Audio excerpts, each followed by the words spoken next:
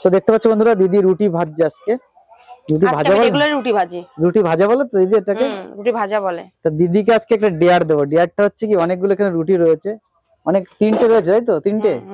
তো 3টে রুটির মধ্যে একটা রুটি ফুলিয়ে দেখাতে হবে। 3টের মধ্যে একটা ফুলবে না কেন? 3টের মধ্যে একটা ফুলবে না? তুমি আগে থেকে রুটি দেখে বলে দিতে পারছো? মানে কত হাজার পিস রুটি এই তোমার টোটাল লাইফে ভেজেছ যদি বলতে পারো? তাহলে দোকানদারের কাছে জিজ্ঞাসা করতে হবে যে কত কিলো আটা আমরা কিনেছি। তো আইডিয়া কয়েক লাখ হয়ে গেছে না? তাহলে দোকানদারের কাছে শুনতে হবে যে কত কিলো আটা আমরা কিনেছি।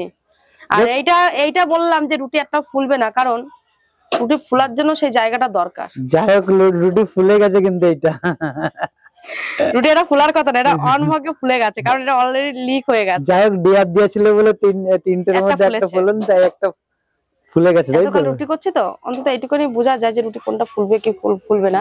মানে লাখ লাখ রুটি বানিয়ে ফেলেছে না? অল্প বয়সেতে রুটি বানানোটা শিখে গেছে। তাও তোমার কথার জন্য দেখো ফুলে গেল। তো 3টের মধ্যে 2টে ফুলিয়ে ফেলেছে। যাই হোক, তাহলে আজকে 10-এর মধ্যে 9 দিলাম, ঠিক আছে?